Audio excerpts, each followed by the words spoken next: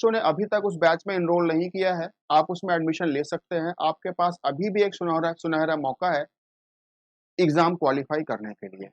ठीक है, आज हम लोग बात करने वाले हैं बच्चों एक दूसरे विषय पर जिसका नाम है सी सैट। ठीक है, आपको सी सैट का फुल फॉर्म तो बच्चों पता ही होगा, सिविल सर्विसेज एप्टीट्यूड टेस्ट।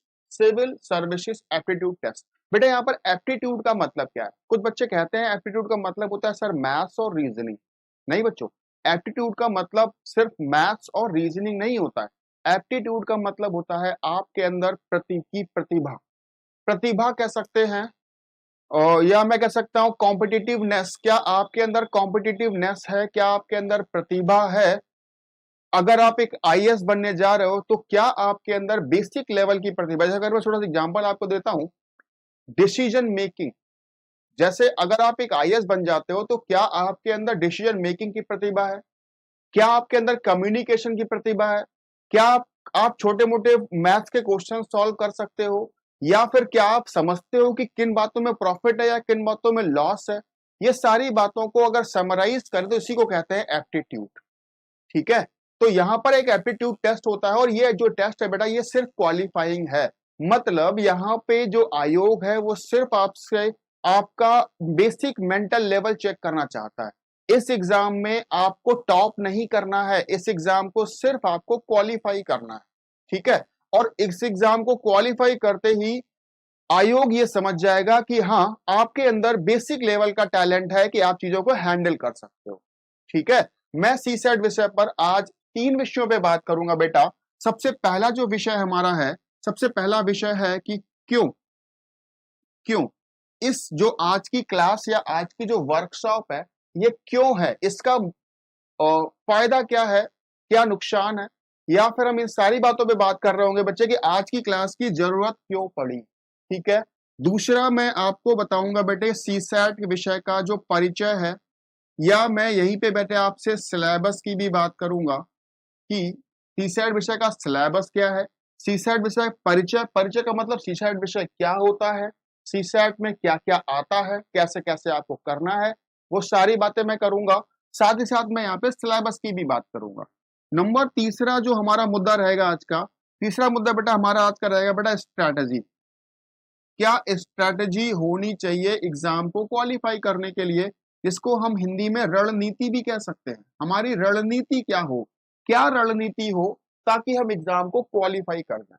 ठीक है, तो आज मैं आपके सामने एक सुपर स्ट्रैटेजी रिवील करने वाला हूं कि आप फर्स्ट अटेम्प्ट में ही सीसैट एग्जाम कैसे क्वालिफाई कर सकते हैं।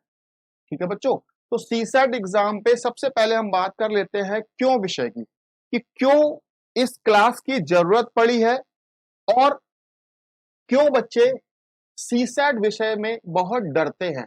सबसे पहला जो विषय है बेटा, जो सबसे पहली बात है वो है डर। बच्चों के अंदर सीसैट के बारे में बहुत डर है, वो बहुत डर रहे होते हैं। कुछ बच्चे तो कहते हैं कि मैं सीसैट पढ़ूंगा ही नहीं। अरे बेटा सीसैट आपको पढ़ना पड़ेगा, क्योंकि सीसैट जब तक आप क्वालिफाई नहीं करते हो आपका पेपर 1 मतलब जीएस का पेपर चेक ही नहीं किया जाता है। बच्चों इस बात पे ध्यान दो, सबसे पहले सीसैट का पेपर क्वालिफाई करना होगा आपको।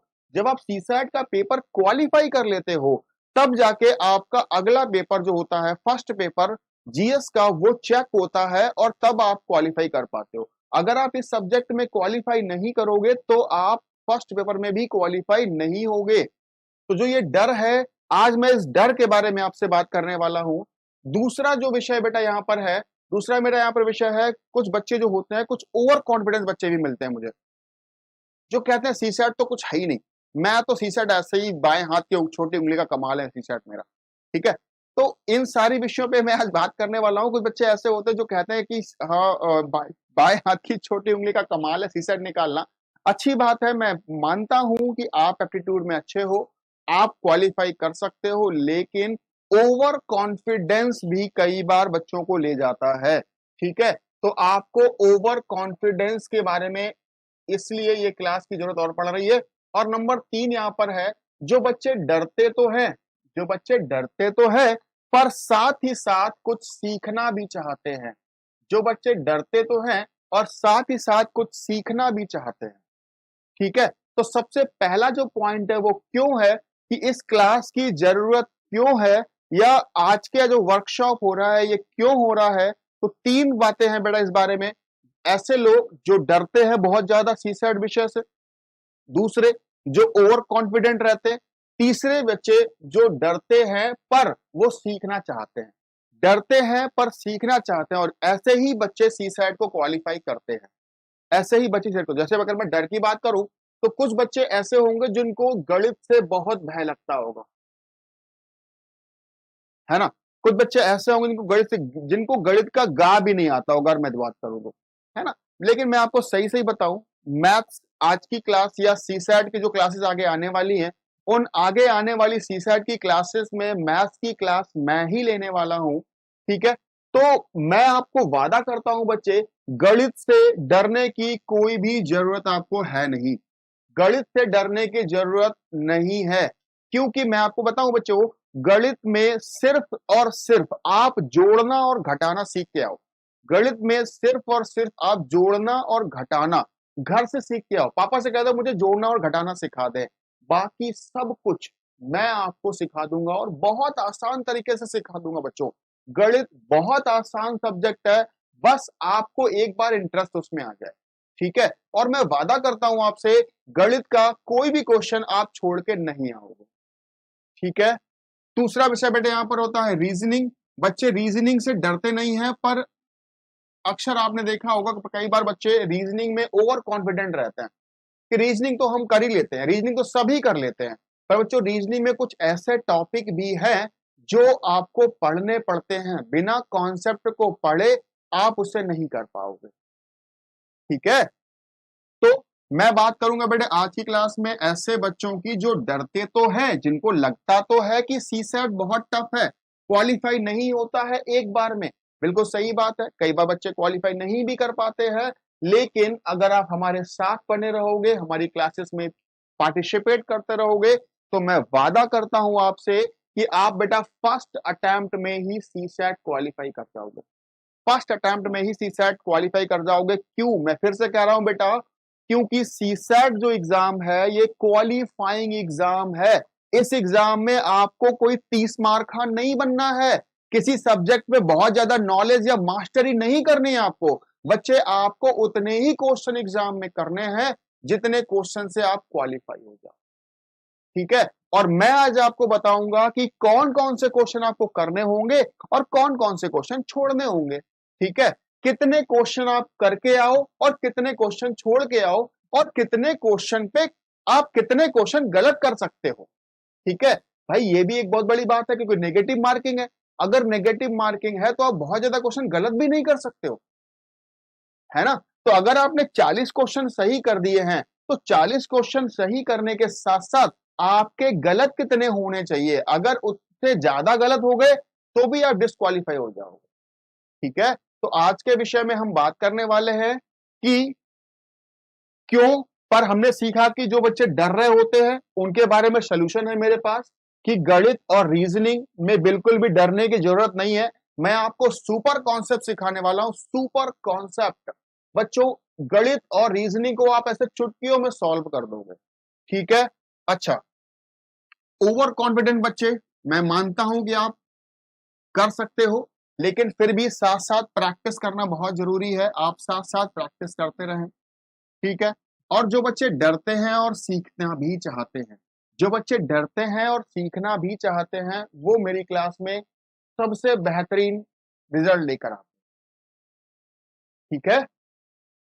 तो हमने यहाँ पर पहले पॉइंट की बात कर ली है, दूसरे पॉइंट की बात करते हैं बच्चों। उसके बाद बात करते हैं सीसैट के परिचय की। तो बेटा, सीसैट जो एग्जाम है वो यूपीएससी के एग्जाम में भी सीसैट का एक पेपर होता है, जिसे हम पेपर 2 कहते हैं, और स्टेट पीसीएस में भी सीसैट का पेपर होता है। स्टेट पीसीएस की अगर हम बात करें तो स्टेट पीसीएस में भी एक सीसैट का पेपर होता है। दोनों में थोड़ा सा फर्क है, दोनों में थोड़ा सा फर्क है, मैं इसको मिटा देता हूँ बेटा। दोनों में थोड़ा सा फर्क ये है कि यूपीएससी में नंबर ऑफ क्वेश्चन जो आते हैं बेटा, वो पेपर में 80 क्वेश्चन आते हैं, ठीक है। और पर क्वेश्चन, जो पर क्वेश्चन होता है बेटा, वो 2.5 मार्क्स पर क्वेश्चन होता है। एक क्वेश्चन 2.5 मार्क्स का होता है, इसका मतलब अगर मैं 80 में 2.5 का गुणा करूं तो ये पेपर भी 200 मार्क्स का रहता है, ये पेपर 200 मार्क्स का रहता है, ठीक है। अच्छा, साथ ही साथ 1/3 की नेगेटिव मार्किंग भी रहती है, 1/3 के नेगेटिव मार्किंग भी होती है, ठीक है। अगर मैं बात करूं बेटा स्टेट पीसीएस की, तो स्टेट पीसीएस में जो नंबर ऑफ क्वेश्चन है बच्चों, वो 100 क्वेश्चन पूछे जाते हैं एग्जाम्स में। पर क्वेश्चन 2 मार्क्स का रहता है, एक क्वेश्चन 2 मार्क्स का रहता है। अगर मैं मल्टीप्लाई कर दूं तो ये पेपर भी बेटा 200 मार्क्स का ही होता है, ये पेपर भी 200 मार्क्स का ही होता है। और यहाँ पर भी नेगेटिव मार्किंग 1/3 रहती है, 1/3 नेगेटिव मार्किंग होती है। 1/3 नेगेटिव मार्किंग को समझते हो बच्चों आप लोग? अगर आप नहीं समझते हो 1/3 नेगेटिव मार्किंग क्या होती है तो मैं समझा देता हूँ। जैसे कि अगर मैं यहाँ पर बात करूँ, इसके लिए बात करूँ, तो मैंने कहा बेटा एक क्वेश्चन 2 मार्क्स का है, तो बेटा इसको समझने के लिए 2 तरीके हो सकते हैं, इसको समझने के लिए 2 तरीके हो सकते हैं। तरीका नंबर 1, मैंने कहा एक क्वेश्चन 2 मार्क्स का है, अगर आपने क्वेश्चन गलत कर दिया, अगर आपने क्वेश्चन गलत कर दिया तो 2 का 1/3 मैं कह सकता हूं 0.66 मार्क्स आपका माइनस में कर दिया जाएगा। आपका मार्क्स एक क्वेश्चन गलत होने पर 0.66 मार्क्स आपके माइनस में कर दिए जाएंगे। ऐसे समझ सकते हो, पर यह समझना बच्चों के लिए थोड़ा सा कठिन होता है। मैं इसी को थोड़ा सा आसान भाषा में समझा देता हूं। 1/3 नेगेटिव मार्किंग का मतलब होता है 1:3 रेशियो। 1:3 रेशियो का मतलब क्या है? अगर आपने एक क्वेश्चन सही किया और 3 क्वेश्चन गलत कर दिया, एक क्वेश्चन सही कर दिया और 3 क्वेश्चन आपने गलत कर दिए बच्चों, तो ये मार्क्स आपके हो जाएंगे 0। मतलब 3 गलत क्वेश्चन एक सही क्वेश्चन को ले जाते हैं, 3 गलत क्वेश्चन एक सही क्वेश्चन को हटा देते हैं, रिमूव कर देते हैं। ऐसे समझ सकते हो आसान भाषा में, ठीक है। इसे हम कहते हैं बेटा आसान भाषा में चीजों को आप समझ सकते हो, ठीक है।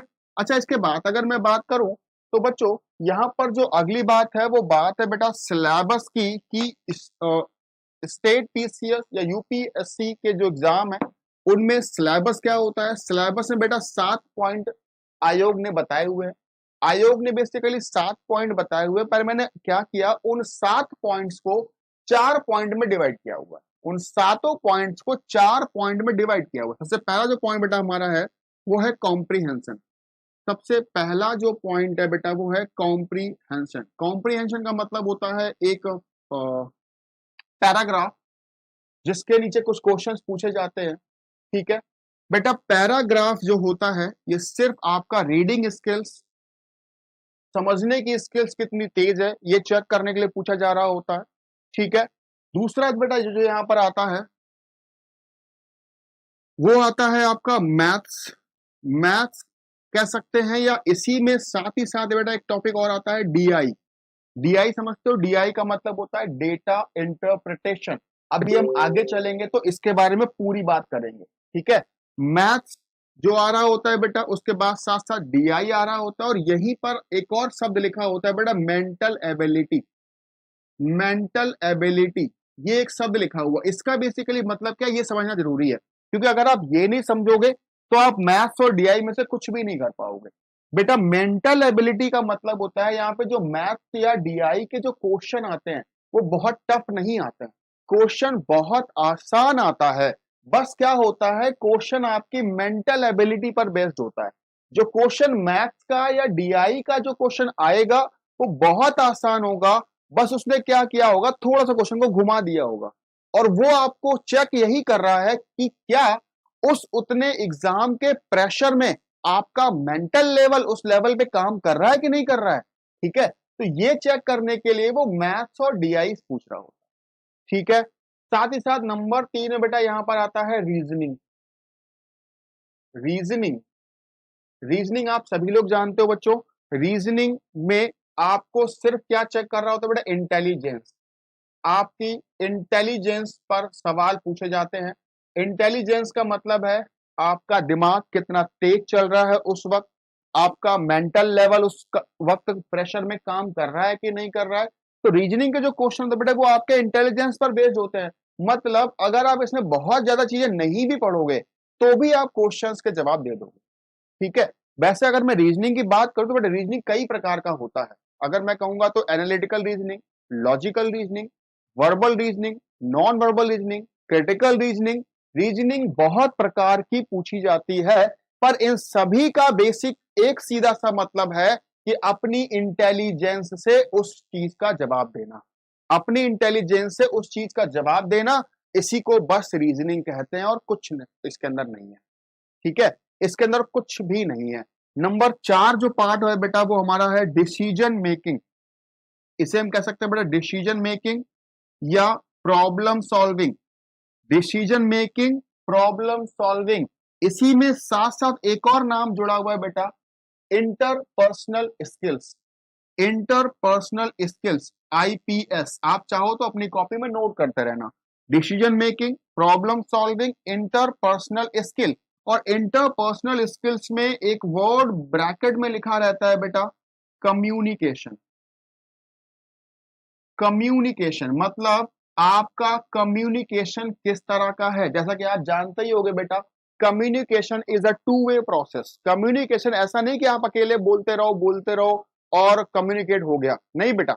कम्युनिकेशन का मतलब होता है कि अगर आप कुछ चीजों को बोल रहे हो तो सामने वाला उसे सुन रहा है कि नहीं सुन रहा है, दिस इज कम्युनिकेशन। अगर वो सुन रहा होगा तो आपको कुछ हाँ ना नहीं कुछ ना कुछ तो जवाब देगा, पर अगर वो सुन ही नहीं रहा है तो फिर आप सिर्फ बोलते रहो और बोलते रहो। ठीक है, communication is not a one way process, communication is a two way process. ये एक टू वे प्रोसेस होता है। ठीक है, इसमें दो लोग होने चाहिए। कम्युनिकेशन कभी भी अकेले नहीं होता, दो लोगों में कम से कम दो लोग तो होने ही चाहिए, एक बोलने वाला और एक सुनने वाला। तो बेटा यहां पर आपका कम्युनिकेशन स्किल चेक होता है कि आपके अंदर क्या कम्युनिकेशन स्किल है, कि अगर आप कुछ बात किसी को समझाओ या बताओ तो क्या सामने वाला कुछ प्रतिक्रिया करेगा या बिना कुछ प्रतिक्रिया करे ही चला जाएगा। ठीक है, तो मैंने क्या किया हुआ, पूरे सिलेबस को इन 4 पार्ट में डिवाइड कर दिया हुआ है। ठीक है, जिसमें से हम लोग सब जो ये वाला पार्ट है ना बेटा, ये वाला डिसीजन मेकिंग और प्रॉब्लम सॉल्विंग और साथ ही साथ इंटरपर्सनल स्किल्स, आईपीएस। देखो आईपीएस सिलेबस में ही आईपीएस आ गया है ना। तो बच्चों ये जो पार्ट है, मैं आपको फैक्ट बताता हूं, शुरुआत के दिनों में ये जो पार्ट है ये एग्जाम में बहुत पूछा जाता था, पर आजकल इस पार्ट से क्वेश्चन उतने ज्यादा नहीं आते हैं। क्योंकि क्योंकि बेटे जो कम्युनिकेशन या डिसीजन मेकिंग पर जो सवाल होते हैं, इनका कोई फिक्स आंसर नहीं होता, इनका कोई फिक्स आंसर नहीं होता। मतलब क्या है इस बात का, समझो बेटा। जैसे अगर मैं आपको एग्जांपल दूं, अगर मैं आपको एग्जांपल दूं, जैसे अभी हाल ही में एक मुद्दा उठा था बाबा रामदेव का, कि बाबा रामदेव एक व्यवसायिक क्षेत्र में आ गए, उन्होंने पतंजलि और दिव्य नामक बहुत सारी कंपनियां खोली और वो टॉप 5 में पहुंच गए, टॉप 10 में पहुंच गए हैं बिजनेस में। ठीक है, तो एक मुद्दा उठा था बीच में, क्या धर्म गुरुओं या बाबाओं को व्यवसायिक क्षेत्र में कदम रखना चाहिए या आना चाहिए या नहीं आना चाहिए। अब मान लीजिए अब यही सवाल एग्जाम में आ जाता है कि क्या धर्म गुरुओं को व्यवसायिक क्षेत्र में अपने हाथ आजमाने चाहिए या नहीं आजमाने चाहिए, या फिर उन्हें आना चाहिए, उतरना चाहिए, नहीं उतरना चाहिए। तो हाँ, कुछ लोग अब देखो क्लास में अगर 100 बच्चे बैठे होंगे ना बेटे, तो 100 में से कुछ लोग कहेंगे हाँ ऐसा होना चाहिए, हो सकता है, क्योंकि बहुत से लोग ऐसा कर भी रहे हैं। ठीक है, नंबर 2, कुछ बच्चे ऐसे कहेंगे नहीं ऐसा नहीं होना चाहिए। तो इस जो सवाल है ना बेटा, इस सवाल का कोई पर्टिकुलर जवाब ही नहीं, इस सवाल का कोई पर्टिकुलर जवाब नहीं है। हाँ, अब इस तरह के सवाल जब एग्जाम में आते हैं ना बच्चों, तो कुछ बच्चे लगाते हैं हाँ होना चाहिए, कुछ बच्चे कहते हैं नहीं ऐसा नहीं होना चाहिए। लेकिन जब आयोग कॉपियां चेक करता है तो बेटा आयोग क्या करेगा, कोई ना कोई एक आंसर तो देगा आपको। जब आयोग कोई ना कोई आंसर देता था तो बहुत सारे बच्चे उस पर कमेंट करते थे या फिर उसका अपोज करते थे कि जो हमने आंसर लगाया है वो क्यों नहीं सही हो रहा है। ठीक है, तो इसलिए आजकल इनसे कुछ कम टॉपिक पूछे जा रहे हैं, इनसे कम सवाल पूछे जा रहे हैं। तो ज्यादातर इन तीनों टॉपिक्स पर बात करता है, ज्यादातर बेटा वो इन तीनों टॉपिक्स पे बात करता है।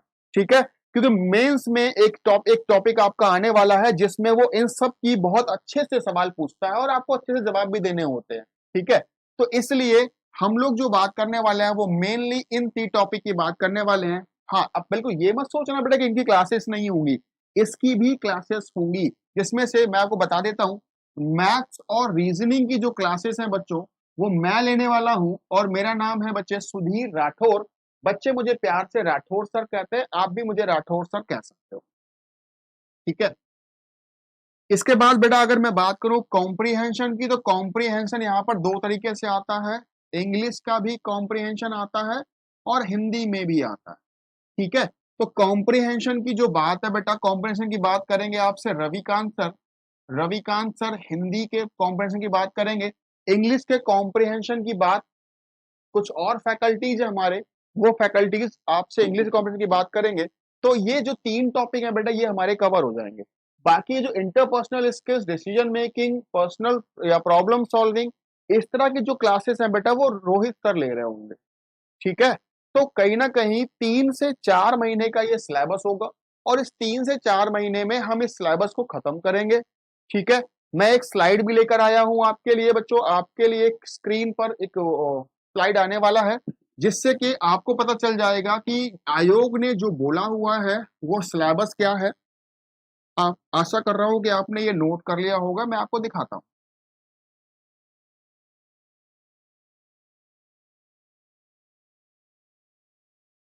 एक मिनट बच्चों।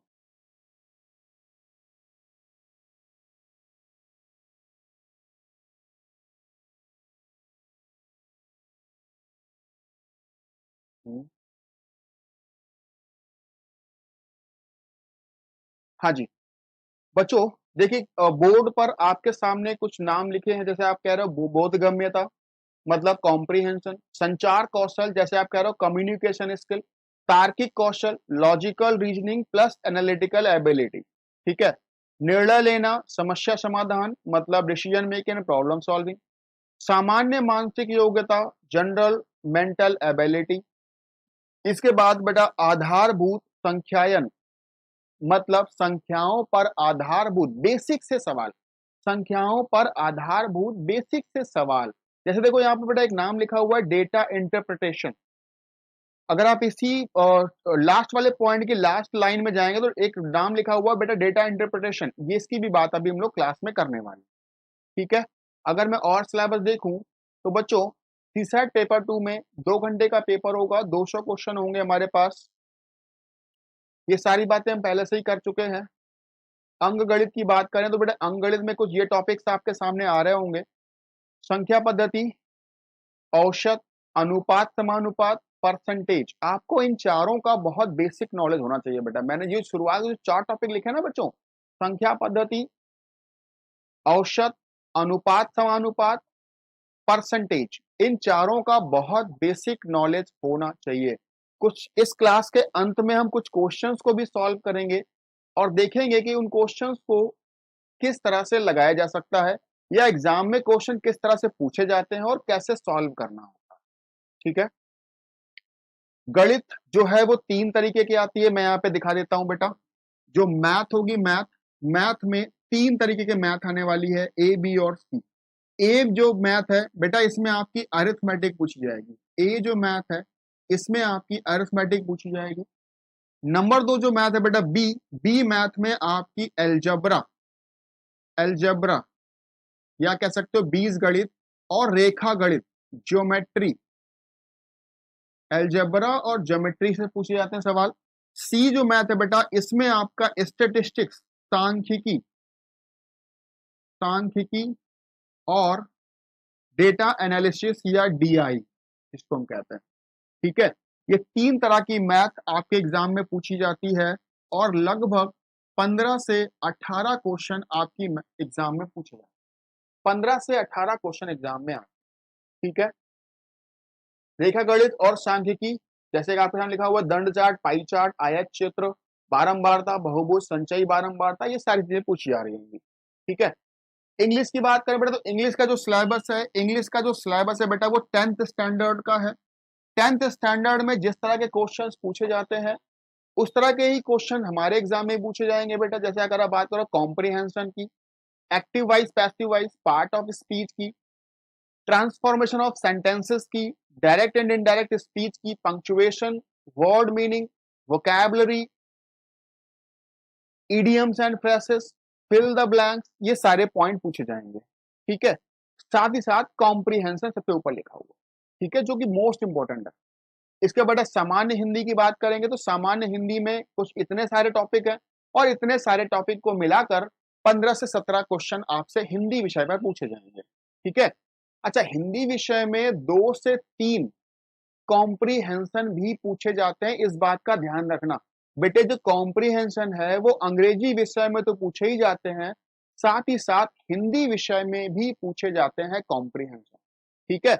और कुछ अलग से जो क्वेश्चन पूछे जाएंगे वो इन सब्जेक्ट से आ जाएंगे। जैसे अगर मैं बात करूं बेटा कॉम्प्रीहेंशन से, मान लीजिए 10 क्वेश्चन आए हुए हैं, तो बाकी के जो 8 से 9 क्वेश्चन बचेंगे वो इन टॉपिक से आएंगे। जैसे वो विलोम शब्द पूछेगा, पर्यायवाची शब्द पूछेगा, मुहावरे पूछेगा, ठीक है, अलंकार पूछेगा, संधि या समास पूछ लेगा, तद्भव तत्सम पूछ लेगा। तो इस तरह की बातें हैं जो हिंदी के सिलेबस में पूछी जाती है, ठीक है।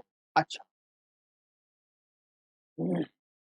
समझ पा रहे हो बच्चों, है ना। तो इतना सारा सिलेबस है, इस सिलेबस में कैसे कैसे हमें टैकल करना है हम बात कर लेते हैं हमारी स्ट्रेटजी की। तो हमारी क्या स्ट्रेटजी होगी, हमारी स्ट्रेटजी क्या है और हमें किस तरह से टैकल करना है, ठीक है।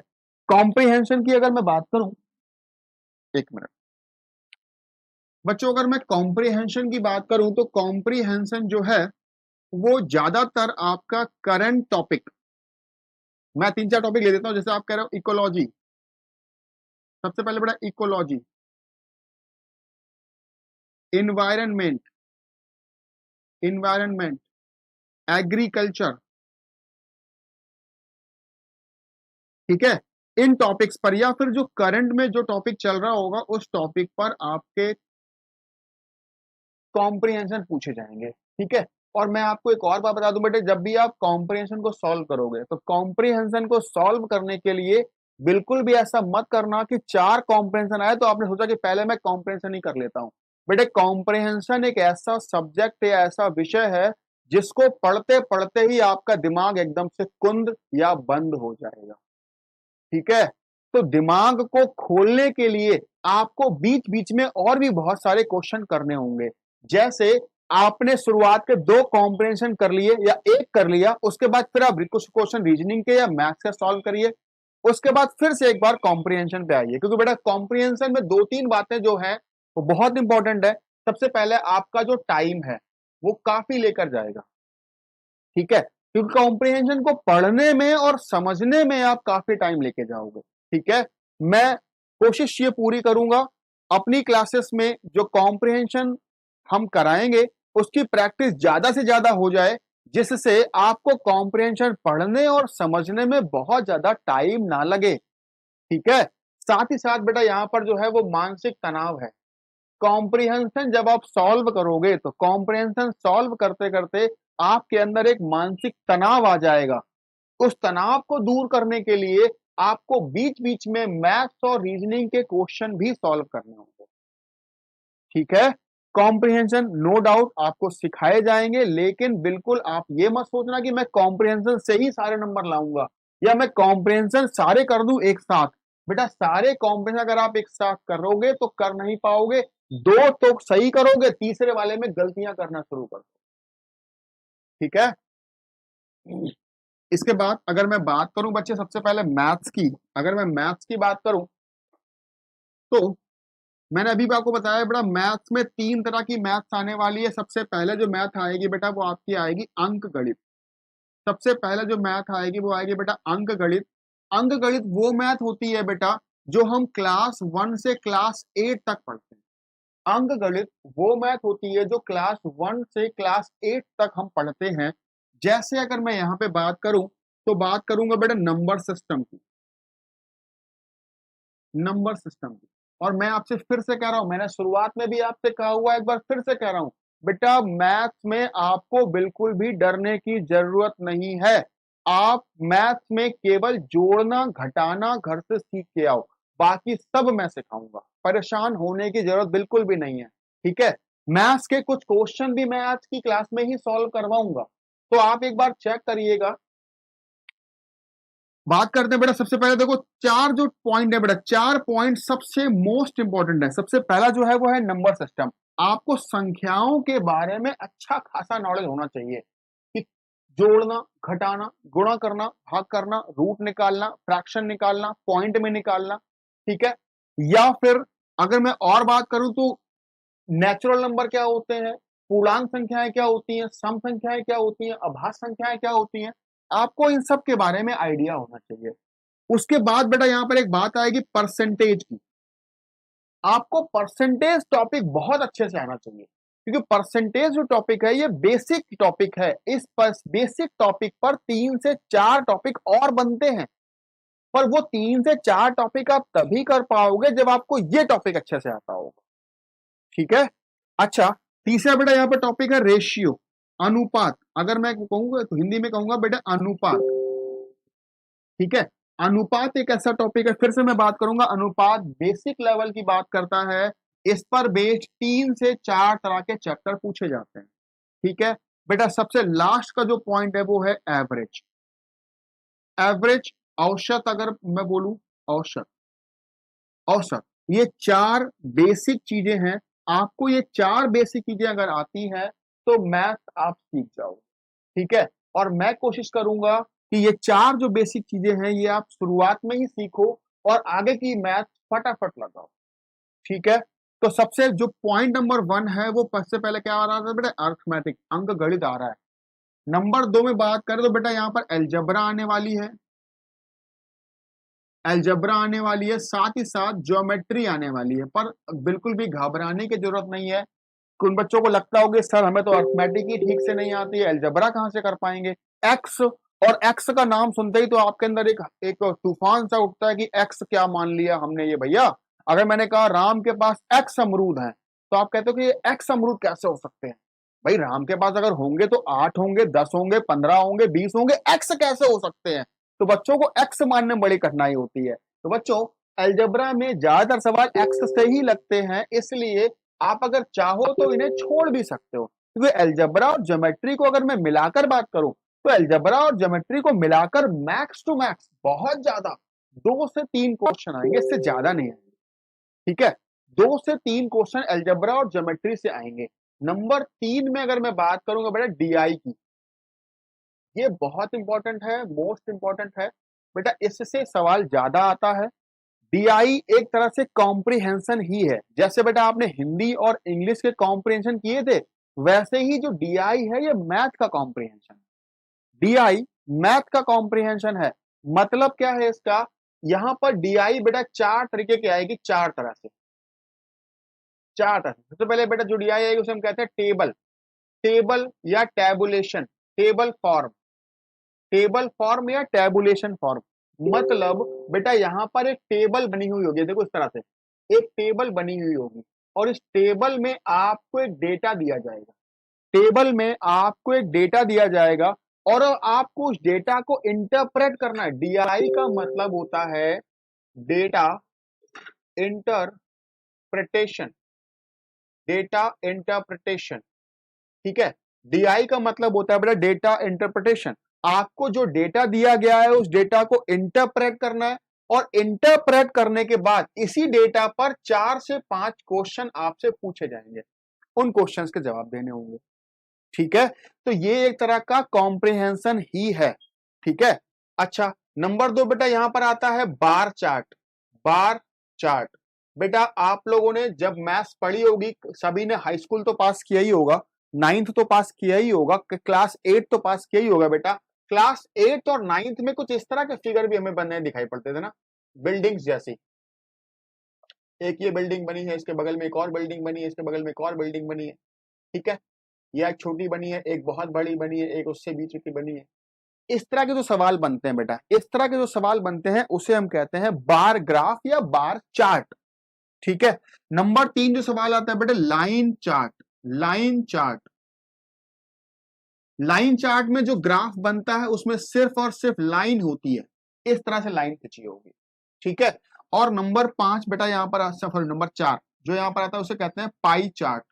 आप हिंदी में लिख लेना, मैं अंग्रेजी में, एक्चुअली मैं आदत पड़ी अंग्रेजी में लिखने तो मैं अंग्रेजी में लिख रहा हूं, आप चाहो तो इसे हिंदी में लिखना, पाई चार्ट। कैसे लिखना बेटा, पाई चार्ट।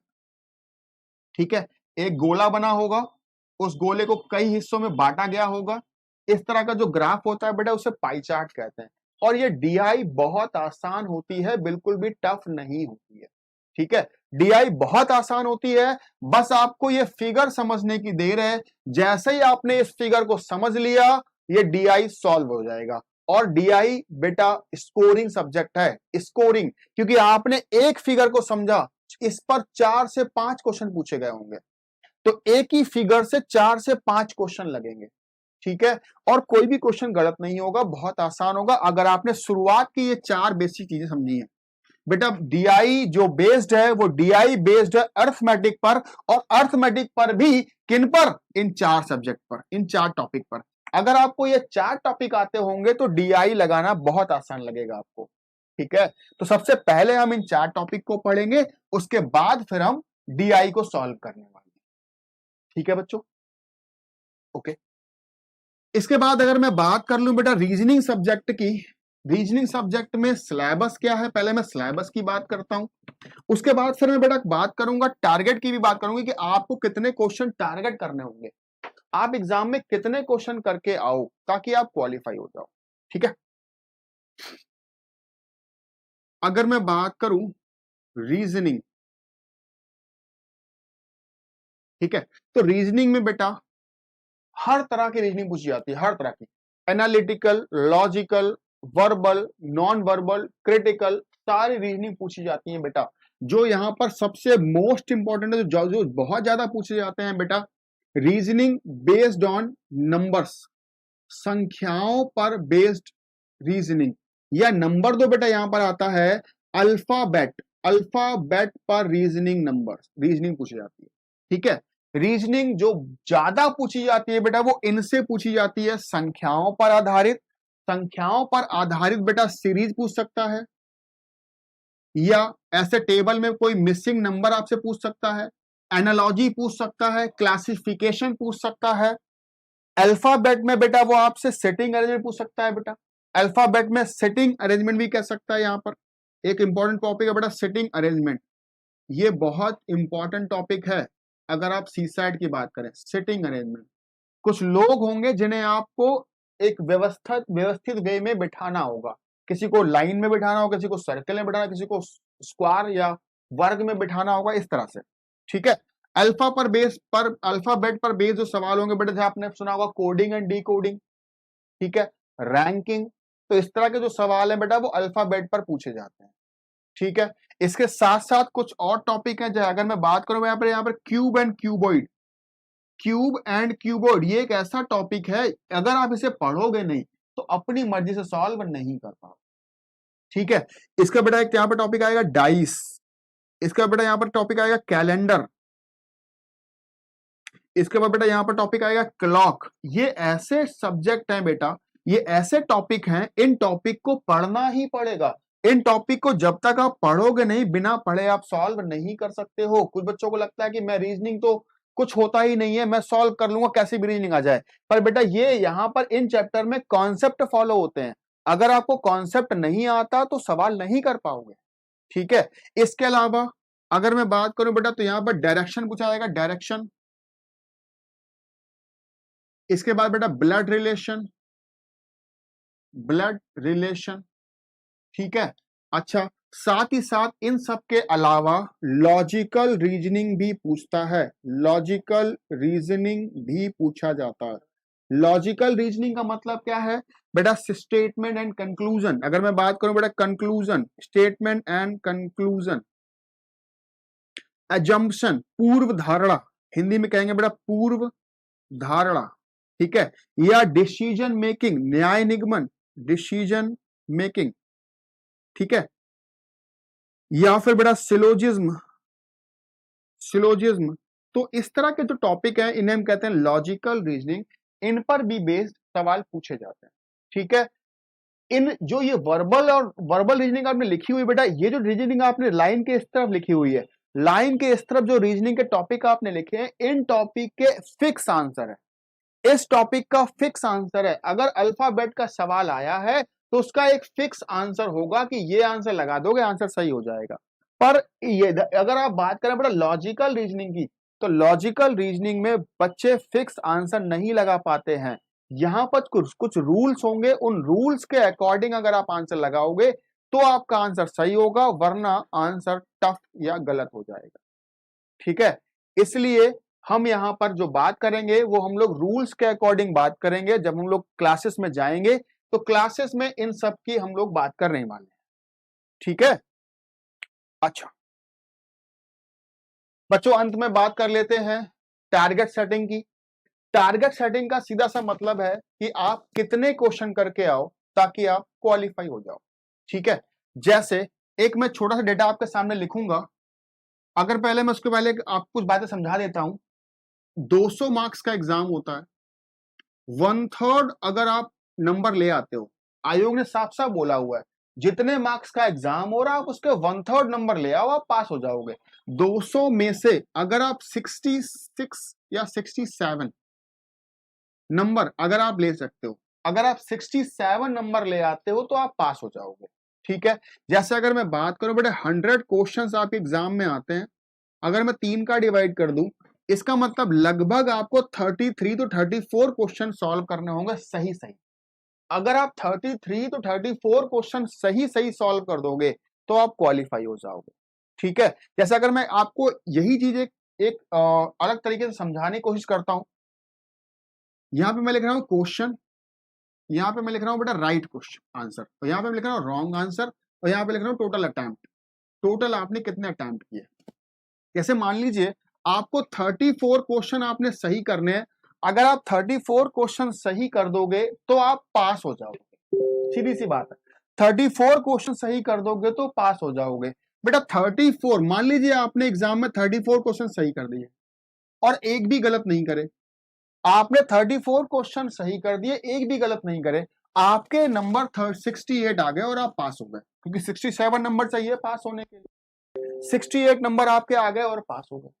ठीक है, मान लीजिए बेटा आपने 34 क्वेश्चन नहीं किए, आपने 40 क्वेश्चन सॉल्व किए। आप बताओ, लेकिन बेटा 34 क्वेश्चन अगर आप करते तो आपको एक भी गलत नहीं करने होंगे। आपने 34 अगर सॉल्व किए हैं तो एक भी गलत नहीं करोगे तो पास होगे। ठीक है, इसका मतलब अगर आपने 40 क्वेश्चन सॉल्व किए, अगर आपने एग्जाम में 40 क्वेश्चन सॉल्व किए बेटा, तो इसका मतलब आपने 6 क्वेश्चन ज्यादा सॉल्व कर दिए हैं।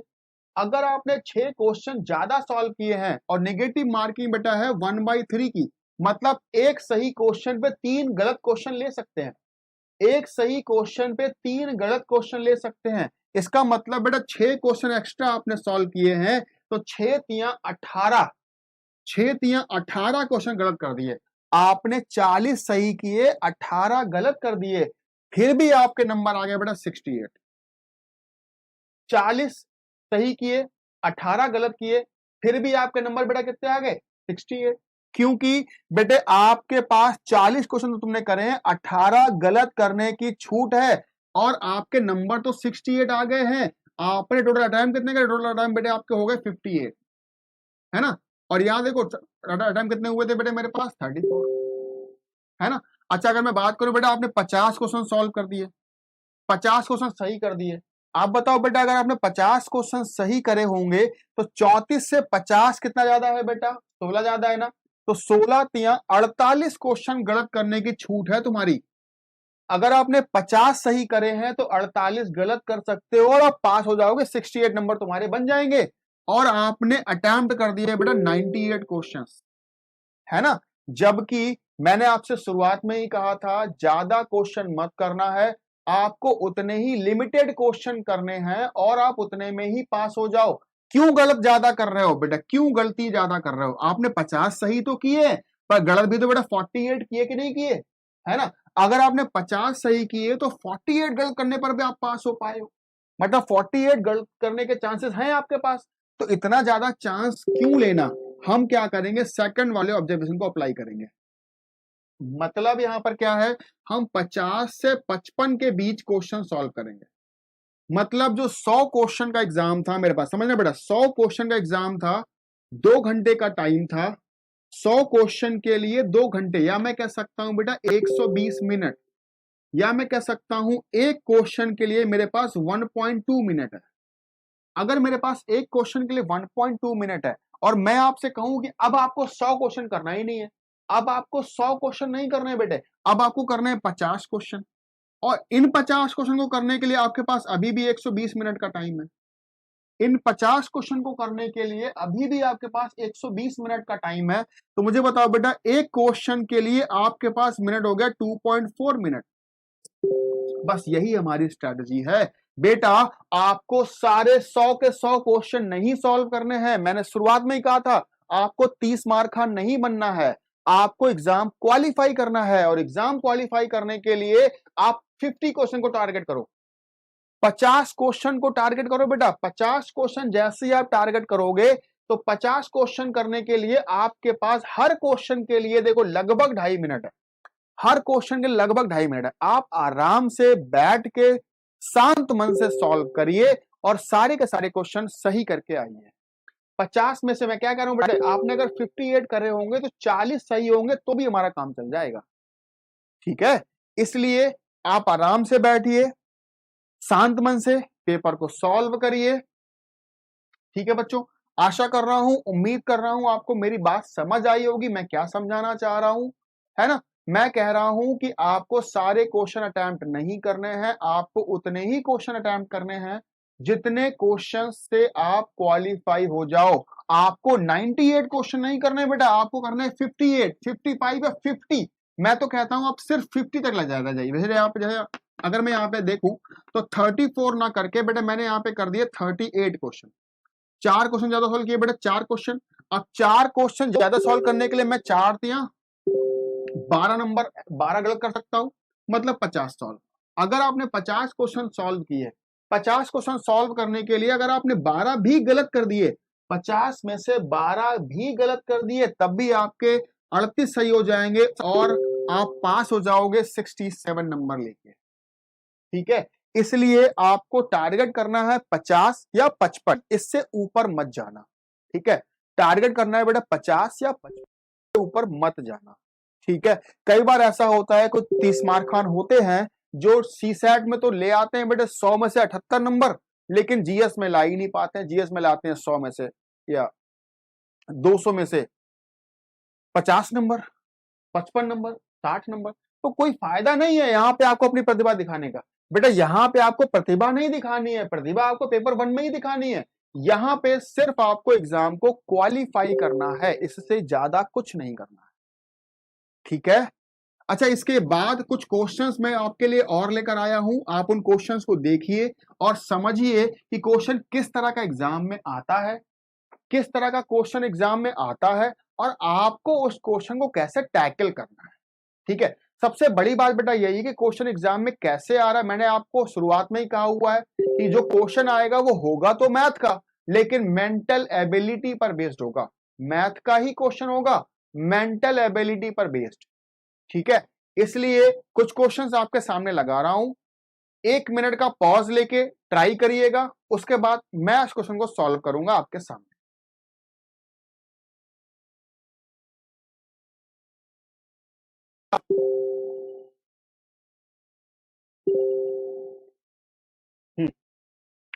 बेटा फर्स्ट क्वेश्चन आपके सामने स्क्रीन पर लगा हुआ है, मैं एक बार पढ़ देता हूं।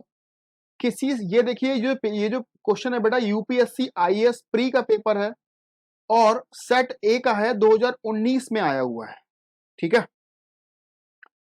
किसी सम्मेलन में 100 प्रतिभागियों ने भाग लिया है जिसमें से 70 भारतीय है, अच्छी बात है।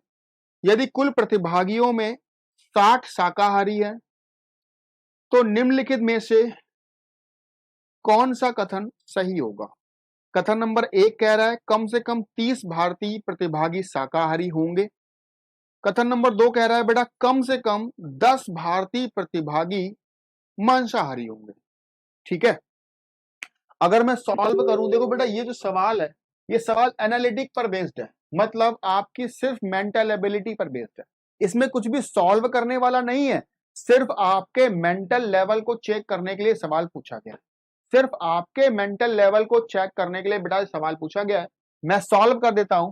आप देखो मैंने कहा बेटा उस पार्टी या उस सम्मेलन में कितने लोग गए हुए हैं, 100। अच्छा इधर लिखता हूं 100, 100 लोगों ने भाग लिया है। इस 100 में से 70 जो है वो बेटा भारतीय, 100 में से 70 जो है वो भारतीय है। अच्छा फिर एक और बात कही गई कि 100 में से 60 जो है वो शाकाहारी है, 60 जो है वो शाकाहारी है। आप बताओ 100 लोगों में अगर 60 शाकाहारी होंगे तो जो 40 रहे होंगे वो मांसाहारी होंगे, रहे होंगे बेटा वो मांसाहारी होंगे। कह सकते हो 60 लोग अगर शाकाहारी हैं तो 40 लोग मांसाहारी होंगे। ठीक है, फिर सवाल ने कहा बताओ इनमें से कौन सी बात सही है। अगर मैं स्टेटमेंट नंबर 1 की बात करूं तो बेटा स्टेटमेंट नंबर 1 में कहा गया है कम से कम 30 भारतीय शाकाहारी है। अच्छा बताओ बेटे कम से कम 30 भारतीय शाकाहारी ऐसा बोला गया ना, आप नंबर छोड़ दो, आप ये बोलोगे कम से कम भारतीय शाकाहारी हो, कम से कम शाकाहारी भारतीय हो। आप बताओ भारतीय को मिला के हैं कितने। बेटा भारतीय मेरे पास 70 हैं। आप 70 भारतीयों में से सवाल ने कहा है कि 30 जो है वो कम से कम आपको शाकाहारी लेने हैं। इसका मतलब अगर आपको कम से कम शाकाहारी लेने हैं तो अधिक से अधिक मांसाहारी लेने पड़ेंगे आपको, है ना। आप बताओ कि अगर सवाल ने कहा कम से कम शाकाहारी हो तो मांसाहारी ज्यादा होने चाहिए, और ज्यादा के लिए मैंने कहा कि सब के सब मांसाहारी ले लो। तो मैंने कहा बेटा 40 के 40 मांसाहारी ले लिए हमने, पर मुझे भारतीय बताओ बेटे कितने हैं, 70 है। 70 में से 40 तो मांसाहारी हो गए, 40 अगर मांसाहारी है तो जो बाकी बचे 30 वो कहां से लेने पड़ेंगे आपको बेटे, शाकाहारी लेने पड़ेंगे ना। तो कम से कम 30 जो लोग हैं वो शाकाहारी हो सकते हैं, कम से कम 30 लोग शाकाहारी हो सकते हैं, इससे ज्यादा भी शाकाहारी हो सकते हैं, लेकिन मिनिमम की बात करी गई है तो मिनिमम 30 लोग शाकाहारी होने ही चाहिए, क्योंकि मैक्सिमम मांसाहारी हम 40 ही ले सकते हैं, क्योंकि मांसाहारी लोग 40 ही हैं बेटा, इससे से ज्यादा आप ले ही नहीं पाओगे।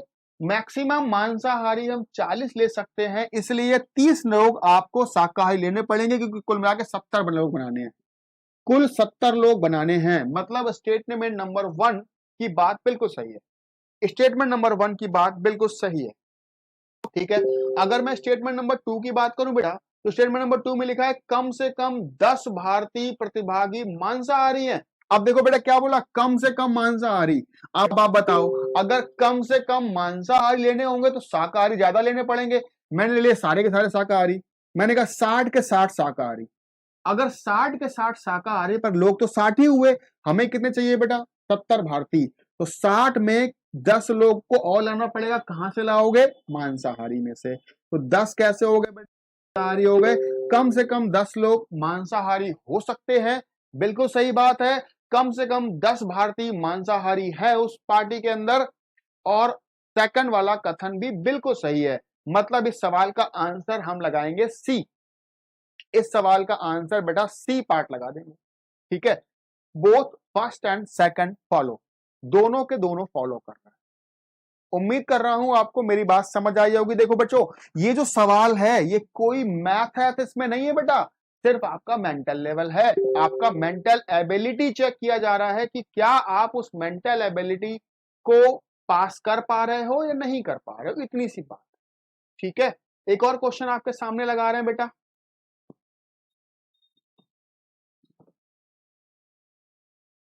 एक और क्वेश्चन आपके सामने लगा हुआ है।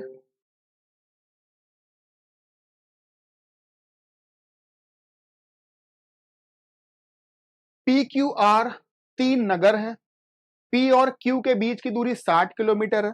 बेटा पी और क्यू के बीच की दूरी 60 किलोमीटर है ऐसा बोला गया है, पर पी किधर है क्यू किधर है हमें नहीं पता। तो हमने जैसे मान लिया बेटा ये पी है और ये क्यू है और इनके बीच की दूरी 60 किलोमीटर है, ऐसे मान लिया। ठीक है, अच्छा फिर क्या बोला है, फिर कह रहा है बेटा जबकि पी और आर की बीच की दूरी 80 है। अब पी तो यहां है, आर कहां है, यहां है, यहां है, यहां है, कहीं पता ही नहीं आर कहां है। ठीक है, जब तक आपको डायरेक्शन पता नहीं होंगे तब तक आप ये सारी बातें नहीं कर पाओगे। आगे बढ़े तो अगले स्टेटमेंट में देखिए डायरेक्शन लिखा हुआ है, अगले स्टेटमेंट में ही डायरेक्शन लिखा हुआ है। यहां लिखा है बेटा जो क्यू है वो पी के पश्चिम में है, क्यू पी के पश्चिम में है। अगर क्यू पी के पश्चिम में होगा तो आपको मुझे बताओ, पहले तो बेसिक डायरेक्शन पता है ना बच्चों, ये ईस्ट होता है, ये हमारा वेस्ट है, ऊपर की तरफ नॉर्थ है, नीचे की तरफ साउथ है। ठीक है, सवाल ने कहा है बेटा क्यू, क्यू पी के पश्चिम में है, क्यू जो है वो पी के पश्चिम में है। अगर पी यहां पर है, अगर पी यहां पर है तो Q इसके पश्चिम में इस जगह पर होगा और कितना दूरी पर होगा बेटा 60 किलोमीटर। Very good. फिर सवाल ने कहा P और R के बीच की दूरी 80 किलोमीटर है और R P के दक्षिण में है। बेटा R जो है वो P के दक्षिण में है। P अगर इस पॉइंट पे बीच पे खड़ा कर दूं तो इसका दक्षिण कहां होगा बेटा, नीचे की तरफ होगा ना।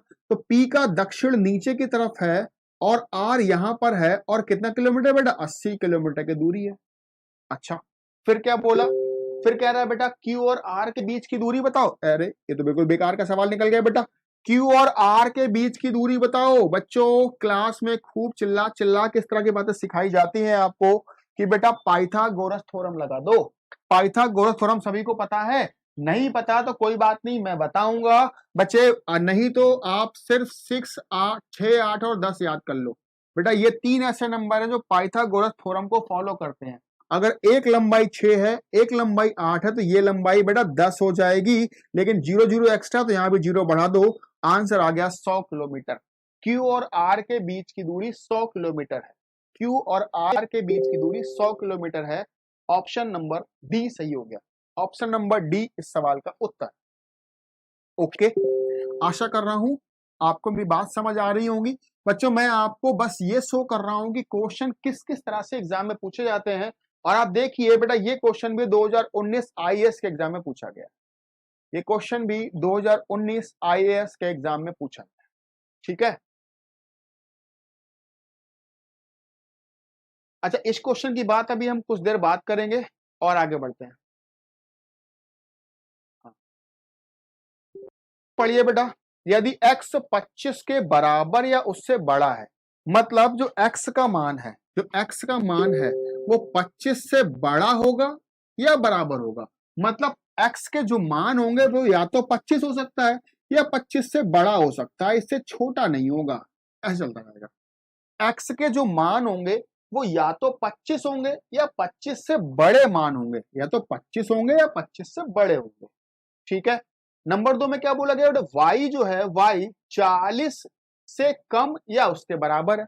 जो y का मान है या तो 40 है या 40 से कम है, या तो 40 है या 40 से कम। तो 40 से कम का मतलब बेटा ये 39 हो सकता है, 38 हो सकता है, 37 हो सकता है, 36 हो सकता है, 35 हो सकता है, डैश डैश कम होता चला जा रहा है। ठीक है, ऐसे x के बारे में बताया, y के बारे में बताया। सवाल ने कहा बेटा इन चारों में से कौन सी बात सही है। x is greater than y, x का मान हमेशा y से बड़ा है। क्या ऐसा जरूरी है? x का मान क्या हमेशा y से बड़ा है? एक टाइम ऐसा आएगा कि x का मान y से बड़ा हो जाएगा, पर क्या x का मान हमेशा y से बड़ा है? नहीं बेटा। देख लो, अगर मैं 25 और 40 को ले लूं तो 25 छोटा है y से, 40 से। मतलब x का मान हमेशा से बड़ा नहीं है।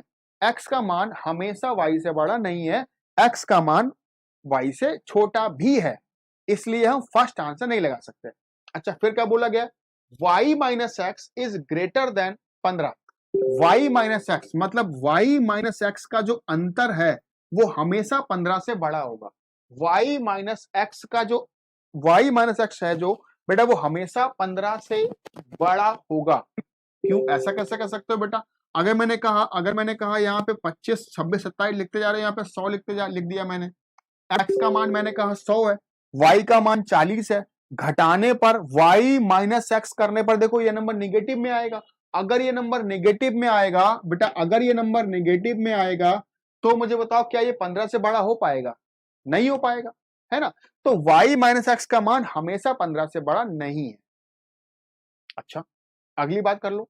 अगली बात कहा गया बेटा y minus x is less than और इक्वल टू 15।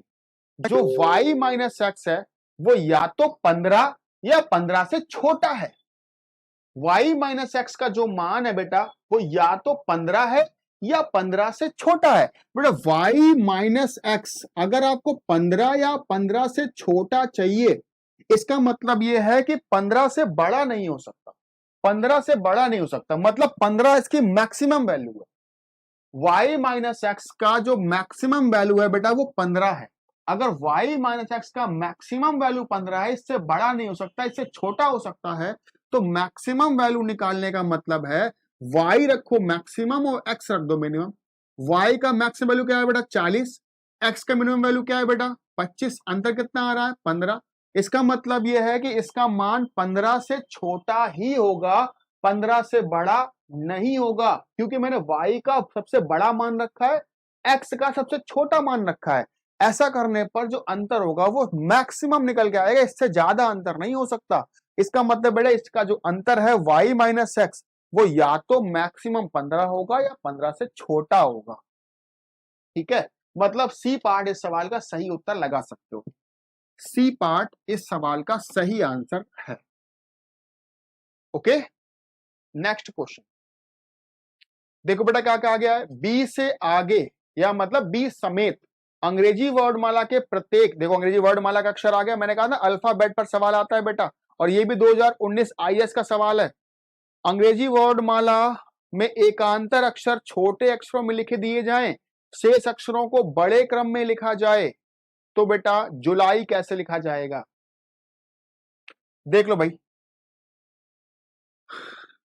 आप कह रहे हो A B C D E F G H, ऐसे लिखा है जेड तक, ठीक है, ऐसे लिखा हुआ है मान लीजिए जेड तक।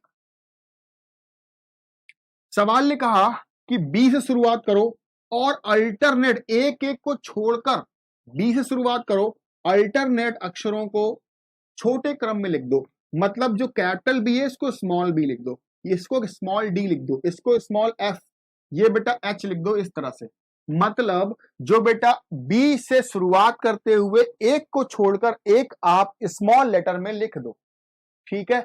इसका मतलब क्या है बेटा, इसका मतलब ये कहना चाहता है दूसरे नंबर का नंबर, दूसरे नंबर का अक्षर, चौथे नंबर का, छठे नंबर का, आठवें नंबर का जो अक्षर है वो स्मॉल में लिख दो, या मैं कह सकता हूं इवन कोड वाले अक्षर, ऑन इवन कोड वाले जो अक्षर है बेटे उनको स्मॉल में लिख दो।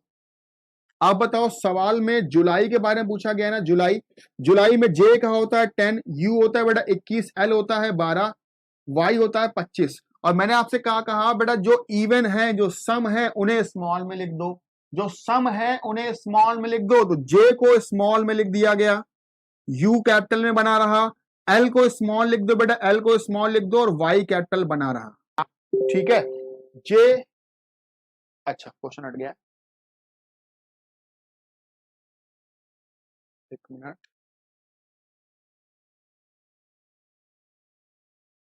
हाँ जी चेक करिए जरा, जे स्मॉल होना चाहिए, यू कैपिटल होना चाहिए, एल स्मॉल होना चाहिए, वाई कैपिटल होना चाहिए। ऑप्शन नंबर डी मुझे दिख रहा है, ऑप्शन नंबर डी दिख रहा है बेटा इस तरह का, ठीक है, तो आप आंसर लगा सकते हो ऑप्शन नंबर डी, ठीक है।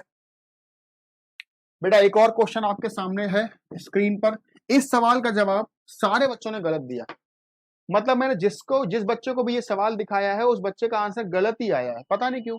बच्चे बड़े आसान तरीके से सवाल को अगर पढ़ा जाए तो यहाँ लिखा है सीता और गीता प्रत्येक 2 दिन और 3 दिनों के अंतराल में, सीता और गीता 2 दिन और 3 दिनों के अंतराल में तैराकी के लिए जाती है। 1 जनवरी के वो दोनों तैराकी के लिए साथ गई थी, दोबारा कब जाएंगी? बेटा मुझे बताओ 1 जनवरी, इधर करता हूं, अगर मुझे बताओ बेटा 1 जनवरी को साथ में गई थी, सीता जो है वो हर 2 दिन के अंतराल पे जाती है, गीता जो है बेटा वो हर 3 दिन के अंतराल पे जाती है। बच्चे अक्सर क्या करते हैं, वो कहते हैं 2 और 3 का एलसीएम ले लो और 6 मैं 1 में 6 जोड़ूंगा, 7 जनवरी इस सवाल का आंसर आ जाएगा, 7 जनवरी इस सवाल का आंसर है। बेटा ये गलत जवाब है, याद रखना ये गलत जवाब है, ठीक है। क्योंकि क्यों ऐसा हो रहा है ये समझने की कोशिश करो। सवाल ने कहा है बेटा 1 जनवरी को अगर वो साथ में गए हैं और सीता 2 दिन के अंतराल पे जाती है, 2 दिन के अंतराल का मतलब है बेटा 2 दिन के गैप से जाती है। 1 तारीख को जब वो जाएगी उसके बाद 2 और 3 को नहीं जाएगी बेटा, 2 और 3 को नहीं जाएगी, कब जाएगी वो? 4 जनवरी को जाएगी। ऐसे ही अगर मैं बात करूं गीता की, तो बेटा गीता 1 जनवरी को गई थी, तो 2 को नहीं जाएगी, 3 को नहीं जाएगी, 4 को नहीं जाएगी, जाएगी कब बेटा वो? 5 जनवरी को जाएगी। इसका मतलब यह है कि 1 और 4 के बीच में 3 दिन का फर्क आ गया, और 1 और 5 के बीच में 4 दिन का फर्क आया। बेटा अब आपको एलसीएम 3 और 4 का लेना है, 2 और 3 का एलसीएम मत लेना। ये गलतियां अक्सर बच्चे एग्जाम में कर देते हैं, इसलिए इस तरह की गलतियां मत करना बेटा। 3 और 4 का एलसीएम आ गया 12, तो 1 प्लस 12, अगली बार वो 13 जनवरी को साथ में जाएंगी। ये नहीं दिख रहा, मैं नीचे लिख देता हूं बेटा। 1 प्लस 12, 13 जनवरी को वो फिर से साथ जाएंगी, 13 जनवरी को वो फिर से साथ जाएंगी। ठीक है, आशा कर रहा हूं आपको मेरी बात समझ आई होगी बेटा। 2 दिन का अंतराल का मतलब है 2 दिन के गैप से जाती हैं। ठीक है, तो आपको 3 और 4 का एलसीएम लेना है, 2 और 3 का एलसीएम मत लेना। अक्सर बच्चे जल्दबाजी में 2 और 3 का एलसीएम लेते हैं और फटाफट सॉल्व करके आंसर बताने लगते हैं, जो कि गलत हो जाता है। अगला क्वेश्चन, एक और क्वेश्चन सॉल्व करेंगे, उसके बाद हम लोग क्लास की छुट्टी करेंगे।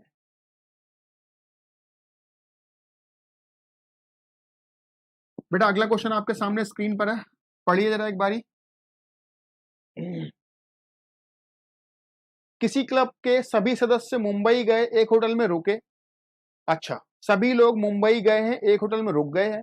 अच्छा, होटल में जब आप कहीं घूमने जाते हो और आप पहुंचे मुंबई, आपके सारे साथी एक साथ पहुंचे मुंबई, ठीक है, मुझे बताओ उन साथियों में कुछ साथी ऐसे भी होंगे जो बहुत उत्साहित होंगे कि हम होटल गए हैं, अब तो बस मुंबई पूरा देख डालेंगे एक दिन के अंदर हम, है ना। कुछ लोग ऐसे भी होंगे जो खरीदारी करने चले गए होंगे, कई कई मार्केट उन्हें पता होंगी, वहां पे खरीदने चले गए होंगे। तीसरे कुछ लोग ऐसे भी होते हैं जो कहते हैं कि यार बहुत थक गए हैं, जिनके अंदर कोई आशा उत्साह नहीं होता है, वो होटल में ही रुक के सोने का, बस आ गए हैं मुंबई अब सो जाओ, इसके आगे दुनिया में और कुछ नहीं है ना। तो वो कुछ ऐसे लोग भी जो होटल में रुक के सोने की कोशिश करने लगते हैं। ठीक है, यहां भी सवाल में भी कुछ ऐसा ही हुआ है।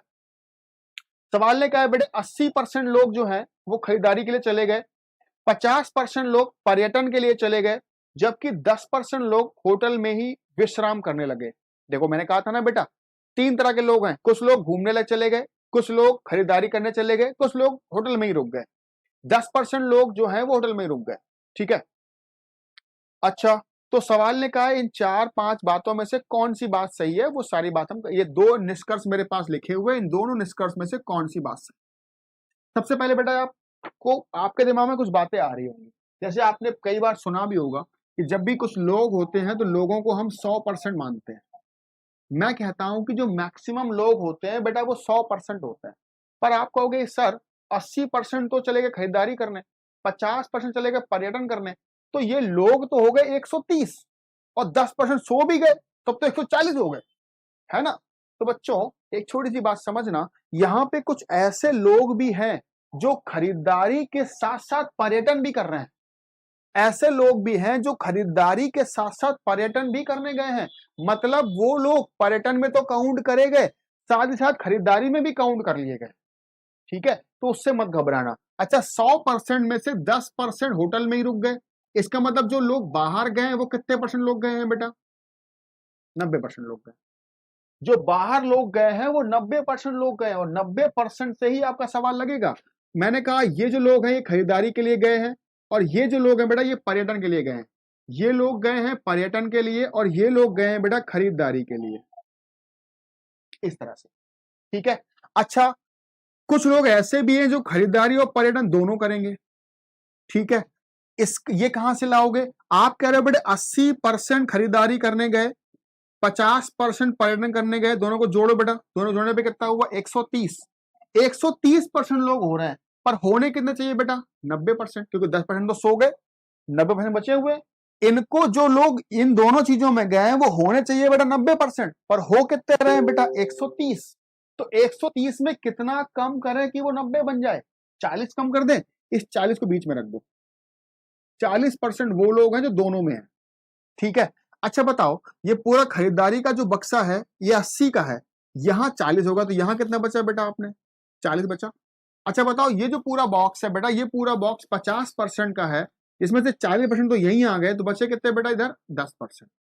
आप देखोगे तो 40, 40 और 10, इस तरह से फिगर बन गए। ठीक है, अब सवाल में कंक्लूजन पे आ जाओ बेटा, कथन पे आ जाओ।